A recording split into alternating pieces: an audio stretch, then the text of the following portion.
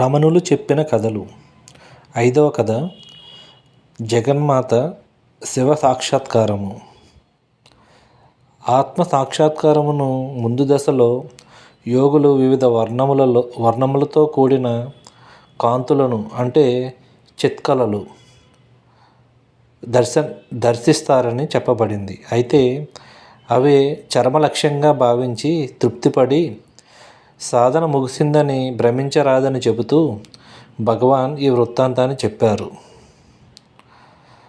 పరమశివుని నిత్య సన్నిధిలో ఉండే జగన్మాత పార్వతీదేవి ఒకనాడు మునులంతా గొప్ప తపస్సు చేసి సాధించే శివ సాక్షాత్కారమును తాను కూడా పొందాలని ఆకాంక్షించింది. శివ సాక్షాత్కారం ఆమెకు నిత్యానుభవం. మరి ఇంకా తనకు ఈ అసంపూర్ణతా భావం దానిని పూరించే నిమిత్తం ఈ తపన ఎందులకో పతి పరమేశ్వరునే వివరణ అడిగింది. యోగిరాజా ఇలా వివరించాడు. శివ సాక్షాత్కారం ఆమెకు అనుభవైక్య వేద్యమే, నిజమే. అయితే అది సగుణ రూపం, దృశ్యం యొక్క పరిధిలోనిది. దృశ్య పరిజ్ఞానం ఉన్నంత వరకు భేదభావం, ద్వైతం, అసంపూర్ణత, అశాంతి, అసంతృప్తి తప్పవు. ఎప్పుడు యోగ తీవ్రతచే మనోనిరోధం సంభవిస్తుందో అప్పుడు దృశ్యం నిరుద్ధమై అంటే అనగారి ద్రష్టయే శేషిస్తాడు అంటే మిగులుతాడు. ఏకం అగుటచే భేదభావం ఉండదు, అద్వైతం నెగడుతుంది. కాబట్టి సంపూర్ణత, శాంతి, తృప్తి ముప్పిరిగుంటాయి. నేను కేవలంగా ఉంటుంది. నేను అని కూడా అనకుండా అటువంటి స్థితియే శివుడు. శివ సాక్షాత్కారం అంటే అదే, మరొకటి కాదు. పార్వతి వెంటనే యోగమును పూనింది.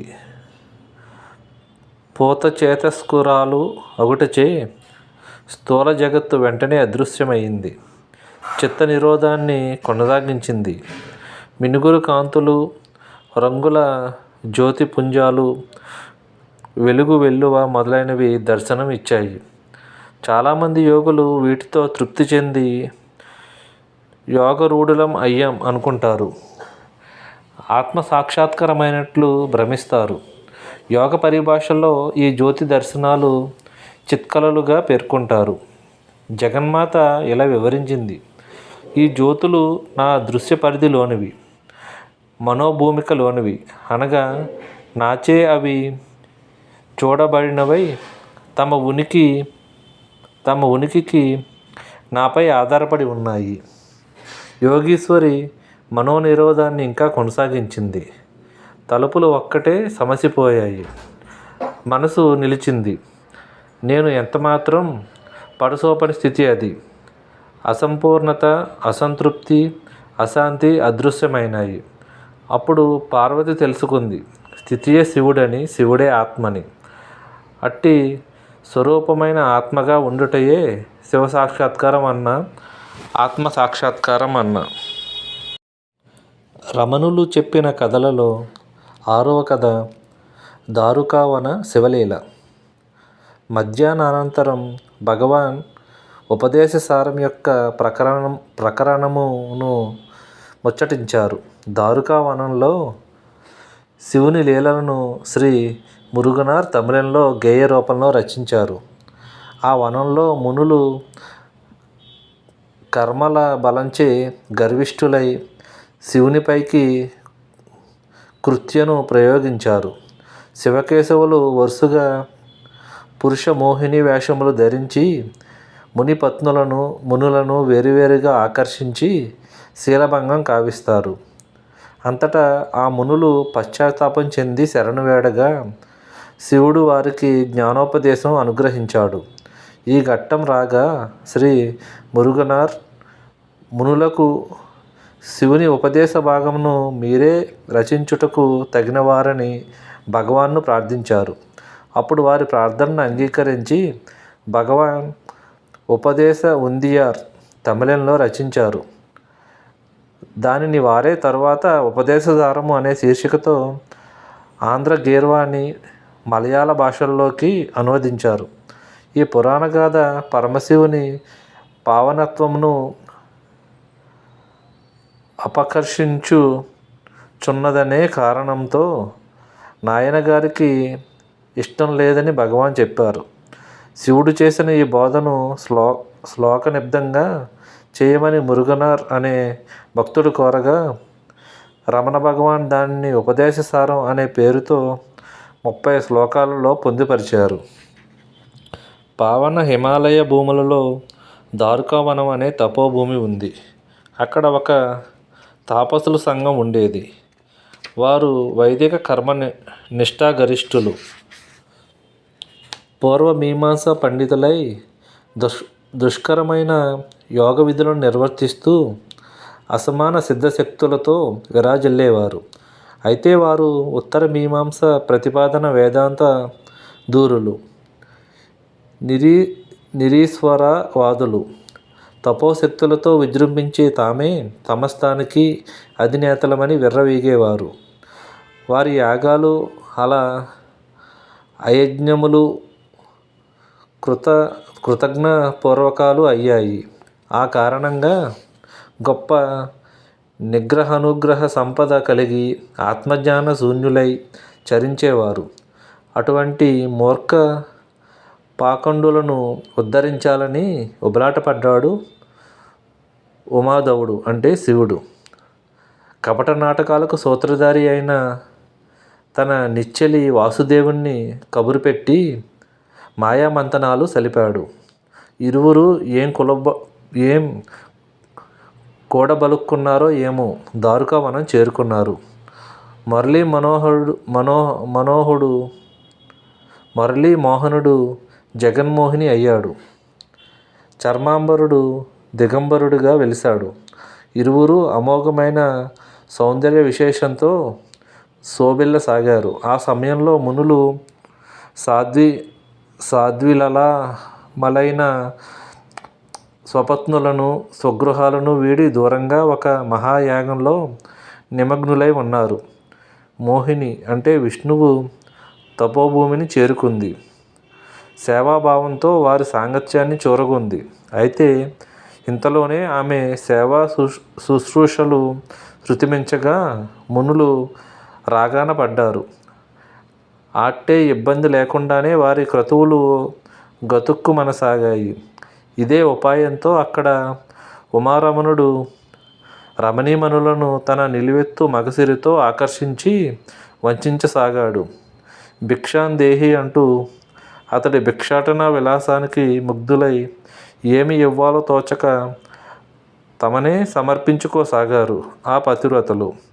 ఇలా శివుని ఈ దిగంబర భిక్షుక వేషమే ఆయన పంచమూర్తులలో ఒకటి అయిన భిక్షాటనామూర్తి అయ్యింది. ఇలా హరిహరులు మాయలో పూర్తిగా మునిగి మునిసంగం భ్రష్టులైనారు. దైవీ హేష గుణమయీ మయ దురత్వయ. ఈశ్వరీయమైన ఈ మాయ అతిక్రమింపరానిది. ఒకనాడు దిగంబరుని ద్రౌష్ట్యాన్ని కల్లారా చూసిన మునులు క్రుద్ధులైనారు. తమ సిద్ధులతో అతడిని అంతం చేయాలనుకుని అభిచార హోమాన్ని నిర్వర్తించారు. ఎన్నో దుష్టశక్తులను సృష్టిస్తూ శివునిపైకి ఉరిగొల్పారు. పులిని పంపగా దాని చర్మాన్ని చీల్చి నడుముకు చుట్టుకున్నాడు దిగంబరుడు. వ్యాఘ్ర చర్మాంబరాయచ మదగజాన్ని తరిమారు. దాని చర్మాన్ని ఒలిచి బట్టగా కట్టుకున్నాడు. కృత్రివాసనే నమ. తరువాత కాలసర్పాన్ని కాదనలేక మణికట్టుకు చుట్టుకున్నాడు రక్షాబంధనంలాగా.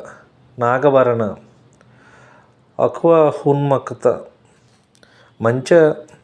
మనశ్చాంచల్యాన్ని పెచ్చరిల్ల చేసే శక్తిని పంపగా దానిని కరుణతో స్థిమితపరిచి దానికి ప్రతీక అయిన లేడిగా తన చేత ధరించాడు.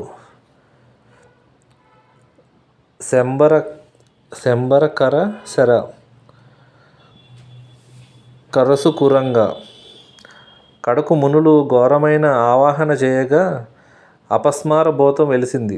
శివుడు ఆ భూతాన్ని అంటే మొయిలెక తమిళంలో ఆ భూతాన్ని నిర్జించి దానిపై నృత్యం చేయగా ఆ రూపమే పంచమూర్తుల్లోని నటరాజమూర్తి అయ్యింది. ఆ నాట్యాన్ని సురసంగమంతా ఆశ్చర్యంగా వీక్షించింది. భరతుడు అనే ముని దానిని శాస్త్రంగా రూపకల్పన చేయగా అది అతని పేర భరతనాట్యం అని ప్రసిద్ధి చెందింది. ఇది శివుని భక్త పరతంత్రతకు మరో మచ్చు తునక.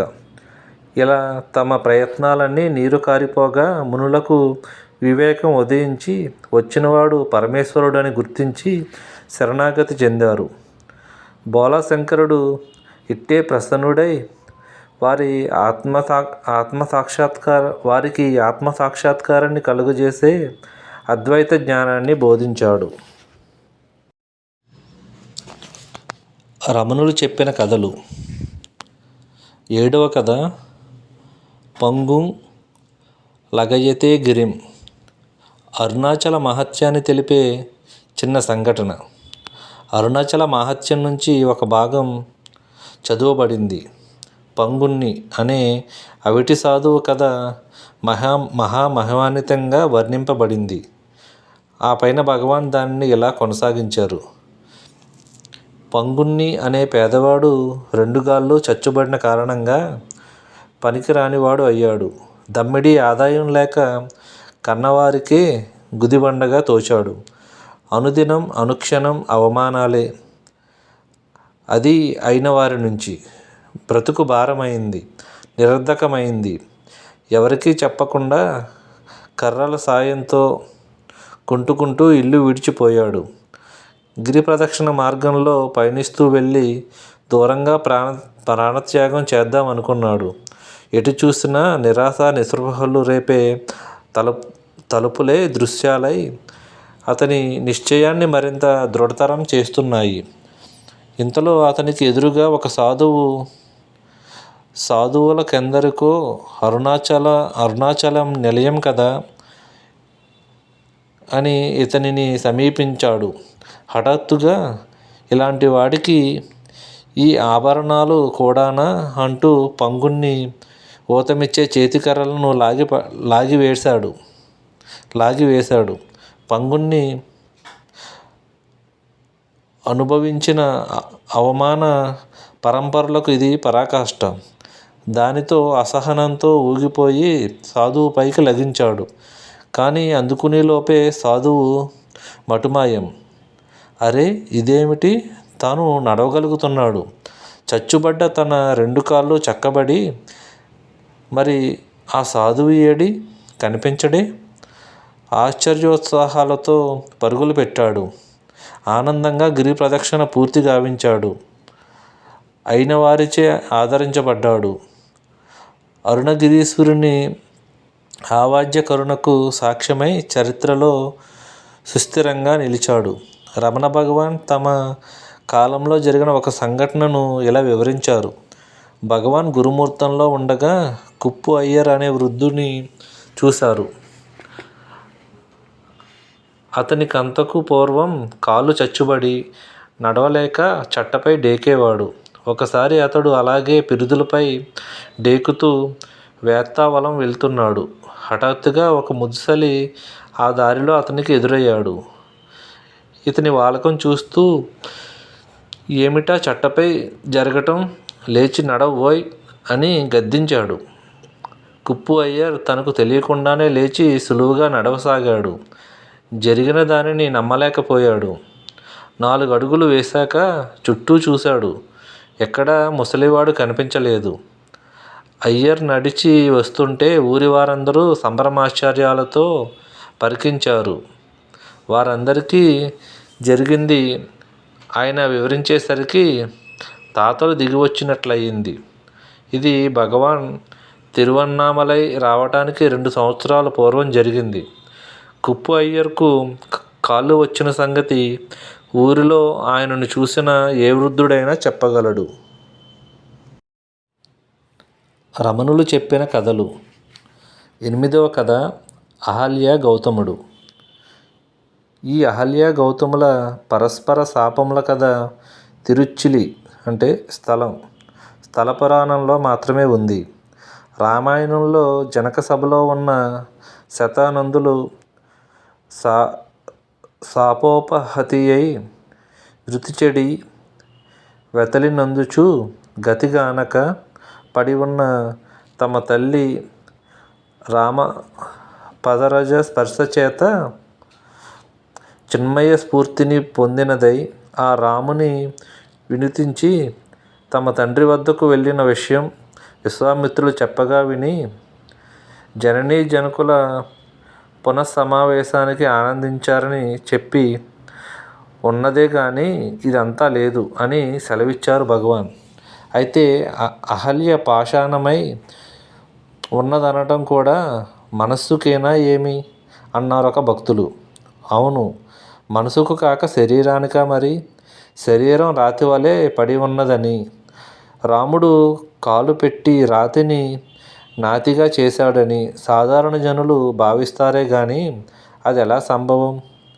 మనసు ఆత్మవిజ్ఞానాన్ని మరుచుటయే కాక ఏ గతి తోచక పాషాణం వలె జడత్వం వహించిందన్నమాట. తపస్విని గనుక తక్షణమే చిన్మయ స్ఫూర్తిని పొంది శ్రీరాముని తత్వమయునిగా వినుతించింది. ఈ సూక్ష్మార్థము రామాయణంలో ఉంది. రాముడు గౌతమాశ్రమ ప్రాంతంలో కాలు పెట్టేసరికి అహల్య మనఃపుష్పం వికసించనారంభించిందట అని సెలవిచ్చారు భగవాన్. బ్రహ్మదేవుడు మానసపుత్రిక అహల్య. ఆమె సౌందర్యం సాటిలేనిది. ఇంద్రుడు ఆమెను మోహించాడు. కానీ ఆమెను తాపసోత్తముడైన గౌతమ మునికిచ్చి వివాహం చేశాడు బ్రహ్మ. ఇంద్రుడు తాత్కాలికంగా నిరాశపడినా ఆశలు పూర్తిగా వదులుకోలేదు. అహల్య పరమ పతివ్రత. భర్త తపోనిష్టకు ఎలాంటి భంగం వాటిల్లకుండా సంపూర్ణ సహకారాన్ని అందించేది. మునివరులు బ్రాహ్మీ ముహూర్తంలో కోడి కూయగానే లేచి నది స్నానం చేసి అనుష్ఠానంలో మునిగిపోయేవారు. ఒకరోజు ఇంద్రుడు నాటకమాడి గౌతములు బయటకు వెళ్ళిన సమయంలో తాను ఆ వేషం ధరించి మునిపత్ని అహల్యతో కూడాడు. ఈ విషయం అహల్యకు తెలియదు. ఇంతలో గౌతముడు అక్కడికి వచ్చి ఇంద్రుని యోనిలంపటత్వానికి శిక్షగా ఒళ్ళంతా యోనిమయం అయ్యేటట్లు శపించాడు. అలా అతడు సహస్రాక్షుడు అని పిలువబడసాగాడు. వివేకహీనుడై వర్తించినందుకు అహల్యను పాషాణంగా మారమని ముందు వెనుకలు ఆలోచించకుండా శపించాడు. అప్పుడు ఆమె యథాలాపంగానే బుద్ధి లేనివాడా, యథార్థం విచారించకుండా నాకెంత శిక్ష విధించావు? పోనీ దీనికి విమోచనం ఎప్పుడో అదైనా వివరించు అన్నది. గౌతముడు శాంతించి శ్రీ రామావతార సమయంలో ఆ మహాత్ముని పాదధూళి సోకగానే నీకు శాప విమోచనం కాగలదు అని చెప్పి ఆ చోటును విడిచి వెళ్ళిపోయారు. గౌతముడు వేరే స్థలంలో తిరిగి అనుష్ఠానంలో కూర్చుందామంటే మనస్సు నిలబడక పరిపరి విధాల పోసాగింది. అంతరావలోకనం చేసుకోగా అధర్మంగా తన సతిని శపించుట, ఆమె తనను బుద్ధి లేనివానిగా సంబోధించుట జ్ఞప్తికి వచ్చాయి. బ్రహ్మపుత్రి, సాధ్వి, పతివ్రత శిరోమణి అయిన ఆమె మాటలు ఊరికే పోతాయా? అవి తనకు శాపమై పరిణమించాయని గుర్తించి అందుకు ప్రాయశ్చిత్తం ఈశ్వరుని తాండవ దర్శనమే అని భావించి చిదంబరం వెళ్ళారు. అక్కడ వారికి నీకు తాండవ దర్శనం ఇక్కడ కాదు, త్రిశూలపురం అంటే తిరుచులిలో లభిస్తుంది అన్న అశరీర వాక్కు వారికి వినిపించింది. వెంటనే వారు ఆవర్త క్షేత్రాభిముఖులై అంటే తిరుచులి నడిచిపోగా ఆ క్షేత్రాన్ని సమీపించే కొద్దీ చిత్త ప్రసన్నత కలుగసాగింది. అక్కడ దీర్ఘకాలం తపస్సు చేయగా మెచ్చిన శివుడు ప్రసన్నుడై ధనుర్మాసంలో ఆర్ధ నక్షత్ర దివసాన ఆనందతాండవ దర్శనాన్ని అనుగ్రహించాడు. శ్రీరాముని పాదస్పర్శతో పునీతమై అహల్య తన పూర్వస్థితిని పొంది గౌతములను చేరుకుంది. వారు ఆమెతో శివపార్వతి కళ్యాణోత్సవాలను దర్శించి తరువాత గృహస్థ జీవితం ఆరంభించవచ్చును అన్నారు. ఇద్దరూ ఆవర్త క్షేత్రంలోని శ్రీ తనునాథుని ప్రార్థించగా కరుణాలుతుడైన శ్రీ భూమినాథేశ్వరుడు వారికి తమ కళ్యాణ మహోత్సవ దర్శనం అనుగ్రహించారు. ఆనంద తుందిల హృదయార విందులై అహల్య గౌతములు తమ పూర్వాశ్రమం చేరుకున్నారు. రమణులు చెప్పిన కథలు. 9వ కథ అరుణగిరినాథర్. అరుణగిరినాథ విచరిత తిరుప్పగల్ నుంచి సూక్తులను ఉదహరిస్తూ భగవాన్ ఆ భక్తుని జీవితంలోని సంఘటనలను వర్ణించేవారు. అరుణాచలంలో జరిగిన కథ. ముత్తమ్మ అనే ఆమె వేశ్య వృత్తిలో ఉండేది. ఆమెకు ఒక కూతురు, తర్వాత కొడుకు. ముత్తమ్మ మరణశయ్యపై ఉండగా కూతుర్ని పిలిచి తమ్ముడిని జాగ్రత్తగా చూసుకోమని, ఏదడిగినా ఇమ్మని చెప్పి ప్రమాణం చేయించుకుని ప్రాణాలు విడిచింది. ఆ పిల్లవాడే అరుణగిరినాథుడు. అక్క సంరక్షణలో సుష్టిగా పెరిగాడు. గారాబం మరీ ఎక్కువై పెడత్రోవలు పట్టాడు. విలాసాలు శృతిమించి రాగాన పడగా వయసు వచ్చేసరికి వేశ్యాలంపటుడు అయ్యాడు. అక్క కష్టార్జితం అంతా ఊడ్చి దండుకోసాగాడు. త్వరలోనే ఆమె ఇల్లు గుల్ల అయ్యింది. ఒకనాడు తమ్ముడు డబ్బు కోసం హఠం చేశాడు.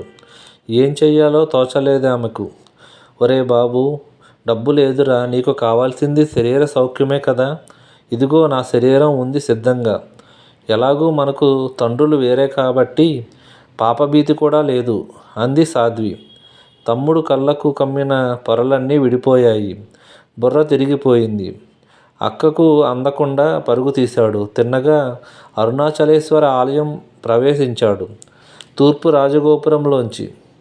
దాని తరువాత ఉన్న మరో చిన్న గోపురం మీదకు ఎక్కి తన పాప పంకిలమైన జీవితాన్ని అంతం చేసేందుకు ముందు వెనుకలు చూడకుండా కళ్ళు మూసుకుని కిందకు దూకేశాడు.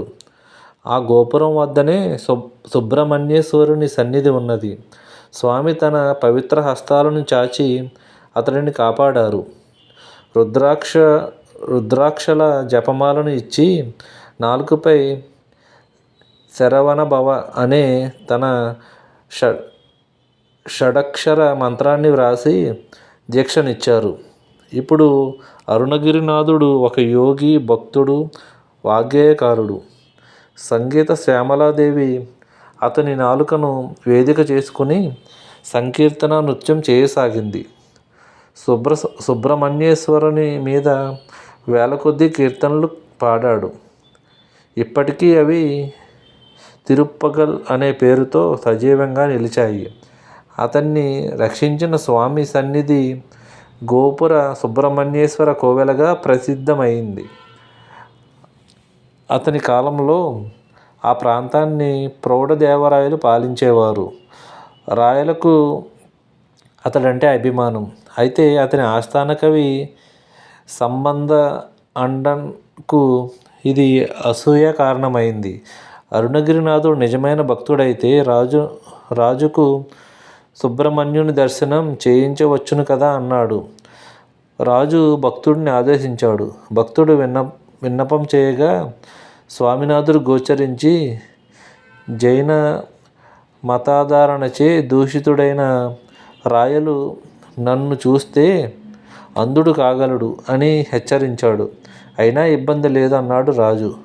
అరుణగిరినాథుడు మురుగేశుని గూర్చి సంకీర్తన చేయగా నాట్య మండపంలోని ఈశాన్య స్తంభంలో స్వామి గోచరించారు. ప్రౌఢదేవరాయల కళ్ళల్లో దీపావళి వెలిగి అంతలోనే అమావాస్య మిగిలింది. భక్తుని వైభవం ప్రఖ్యాతమైంది. స్వామి స్తంభంపై వెలిసిన ఆ సన్నిధి స్తంభ సుబ్రహ్మణ్యేశ్వర స్వామి అంటే కంబత్తు ఇళయనార్ అనే కోవెలగా దర్శనమిస్తుంది. జైనుడి కక్ష ఇంకా బలపడింది. అతడి ప్రేరణపై రాజు అరుణగిరినాథుణ్ణి స్వర్గానికి వెళ్ళి పారిజాత సుమాలను తీసుకుని రావాల్సిందిగా కోరాడు. రాజుపై కరుణతో యోగ విద్య కోవిదుడైన అరుణగిరి తన శరీరాన్ని వీడి పరకాయ ప్రవేశ విద్యతో ఒక చిలుక శరీరంలో ప్రవేశించి స్వర్గానికి ఎగిరాడు. తన విద్య చమత్కృతితో పారిజాత పుష్పాలను సేకరించి తిరిగి వచ్చి చూడగా దుష్టుడైన సంబంధ అండన్ అతని శరీరాన్ని కపటోపాయంతో దహనం చేశాడని గ్రహించాడు. చేసేది లేక అరుణగిరినాథుడు చిలుకగానే ఉండి ఆలయ గోపురం అంటే కిలిగోపురంలో నివసిస్తూ స్కంద అనుభూతి అనే కావ్యాన్ని నిర్మించాడు. రమణులు చెప్పిన కథలు. 10వ కథ తిరుచ్చిలి మహత్యం.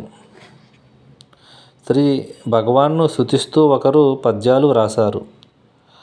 ఆవర్తపురి లేక త్రిశూలపురి అంటే తిరుచ్చిలి ప్రశంస ఉంది. అది శ్రీ భగవాన్ జన్మస్థలం. ఆ ఊరికి సంబంధించిన ప్రళయాలెన్నో. అందులో మూడింటి నుంచి శివుడు ఈ ప్రదేశాన్ని రక్షించాడు. ఓ మారుభూమి అంతా జలమయం కాగా ఆ ప్రదేశాన్ని శివుడు తన శూలాన్ని గుచ్చి ఉంచాడు. నీరు ఆ శూలం గుచ్చిన వివరంలోకి వచ్చి పడసాగింది.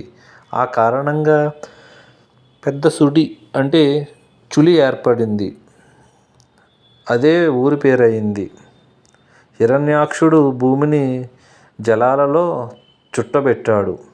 విష్ణువు ఆమెను ఉద్ధరించాడు. కానీ ఆమెకు రాక్షసుని పాపస్పర్శ తోకింది.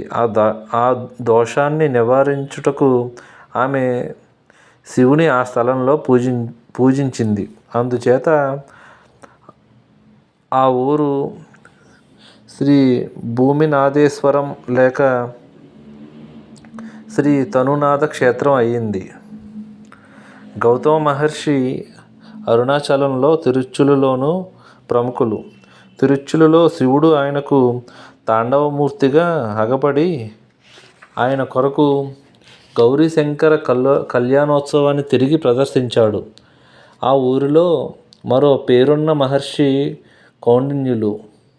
ఒకసారి అక్కడ జలాభావం ఏర్పడినప్పుడు ఆయన శివుని ప్రార్థించాడు. అప్పుడు ఒక నది ప్రవహించింది. ఆయన పేరు మీద అది కౌండిన్య నది అయ్యింది.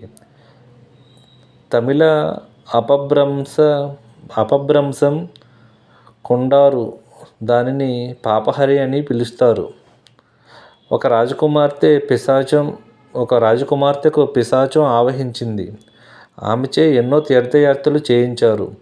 ఒక తీర్థంలో స్నానం చేయబోగా ముందు సంకల్పం చెప్పుతుండగా పాపహరి అనే ప్రసక్తి వచ్చింది. ఆ తీర్థం ఎక్కడని విచారించి వారు తిరుచులికి వచ్చారు. ఆ నదీ స్నానం చేయగానే ఆమెకు పిశాచం వదిలిపోయింది. అక్కడ స్నానం చేయుట చేత శీతలుడనే రాజు కుష్ఠవ్యాధిని పోగొట్టుకుని స్వస్థుడైనాడు. శాస్త్రజ్ఞులు ఆ నదీ జలాలకు గంధక సంబంధం ఉందని చెబుతారు. ఇది ఊరు చివర ఉంది. భూమినాథుని కోవెల ప్రాంగణంలోనే శూలక్షతం వలన ఏర్పడిన పుణ్య సరస్సు ఉంది. మాఘమాసంలో మఖ నక్షత్రం నాడు అది పొంగి పైకి వస్తుంది. ఆనాడే స్వామికి అభిషేకోత్సవం. బ్రహ్మోత్సవాలలోని 10వ రోజు ఆనాడు అక్కడ మండపం మీదకు స్వామిని తీసుకువచ్చి త్రిశూల జలంతో అభిషేకం చేస్తారు. అది అవటంతో అవటంతోటే భక్తులందరూ ఆ తీర్థంలో మునుగుతారు. బ్రహ్మోత్సవానికి 10 రోజుల ముందు ఆరంభించి రోజుకొక మెట్టుగా పొంగి పూర్ణిమ నాటికి పూర్తి అవుతుంది. ఆనాటికి గంగా, యమున, సరస్వతులు ఆ తీర్థంలో సన్నిధి చేస్తారని స్థల పురాణ వచనం. స్వామికి అభిషేకం పూర్తి కాగానే నీటి మట్టం రోజుకొక మెట్టుగా దిగిపోతుంది. శివభక్త సుందరమూర్తి నాయనార్ ఈ క్షేత్రంలో వసించి స్వామిని సేవించి ప్రస్తుతించారు. అరుణాచల శివ అరుణాచల శివ అరుణాచల శివ అరుణాచల అరుణాచల శివ అరుణాచల శివ అరుణాచల శివ అరుణాచల అరుణాచల శివ అరుణాచల శివ అరుణాచల శివ అరుణాచల.